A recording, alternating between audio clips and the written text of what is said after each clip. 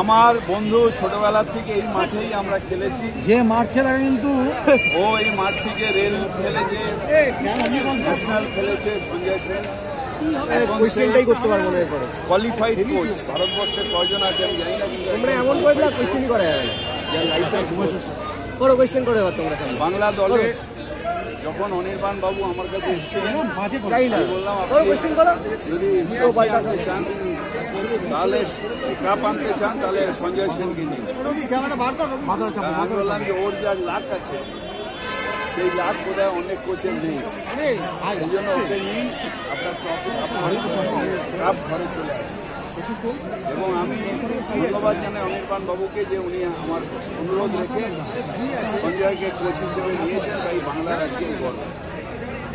আরেকজনকে ধন্যবাদ জানাই, তার নাম আমাদের মুখ্যমন্ত্রী মমতা বন্দ্যোপাধ্যায়।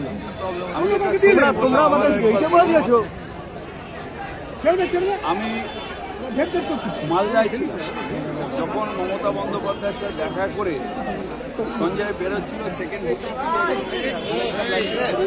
পার হলো, সঞ্জয় আমাকে ফোন করে আমাকে বললো, জানিস আমি যখন অরূপ আমাকে বললো যে এখানে আসতে হবে মুখ্যমন্ত্রী আমরা খুব আনন্দ পেলাম। আমরা ভাবলাম যে আমি যদি চান্স পাই বলার তাহলে বলবো বাংলার এই গরিব ছেলেগুলো যারা বিভিন্ন জেলার থেকে আসছে তাদের একটা পার্মানেন্ট কিছু ব্যবস্থা করে দিন।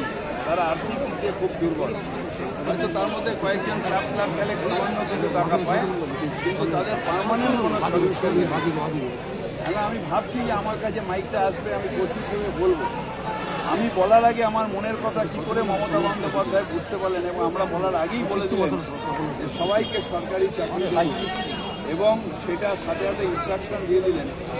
এইটা মনে হয় যে মমতা বন্দ্যোপাধ্যায় গরিবের মনের কথা বুঝতে পারে, এটা সঞ্জয়ের কথা আমার নয়, যে গরিবের মনের কথা বুঝতে পারেন, তাই হয়তো ওনার নাম মমতা বন্দ্যোপাধ্যায়। এটা ফ্যাক্ট, মানে আমি কিছু বাড়িয়ে বলছি।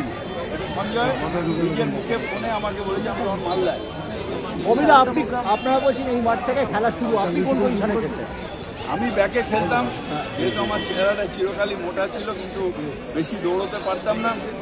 সঞ্জয় সব পজিশনে খেলতো, বেশিরভাগই ওর টিমে আমি থাকতাম, তাহলে আমাদের খাটনিটা কম হতো। আমরা ওয়ানডে টনডে যখন খেলতাম আমার খাটনিটা কম হতো, ওই গোল দিত, আমরা চ্যাম্পিয়ন হতাম। আর আমি ছোটবেলা থেকে একটু ক্যাপ্টেন্সি ভালোবাসি, বলেছিলেন যে আপনি রাখলে হচ্ছে না, একটা ভালো হচ্ছে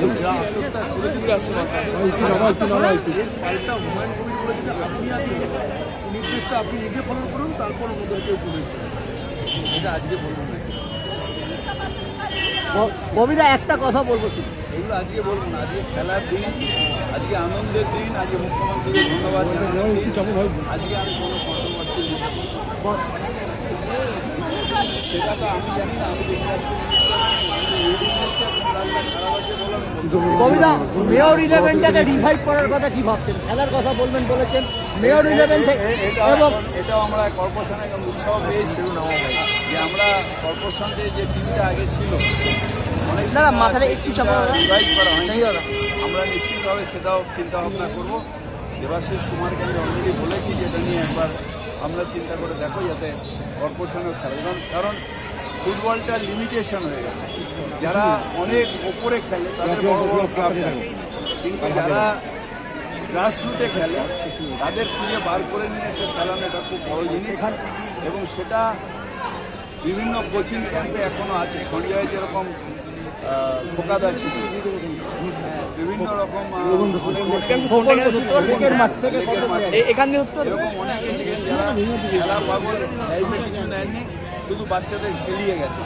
সেই মানুষগুলোর এখন অভাব, বাচ্চারও অভাব। আমরা তো মনে করি মেয়র একাদশের টেকনিক্যাল ডিরেক্টর সঞ্জয় সেন ছাড়া কিছু হতে পারে, চারটা ছেলে বেরিয়ে আসবে।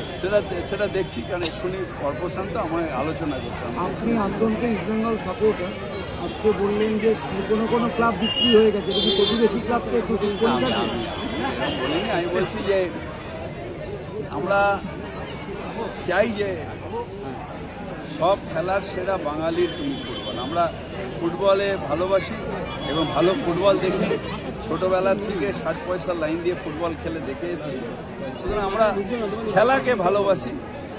আমরা সুরজিৎ সেনগুপ্ত এদের খেলা দেখে বড় হয়েছি। না 11 তারিখে ডান্ডে ভিন্ন রাজ্যে চলে যাবে।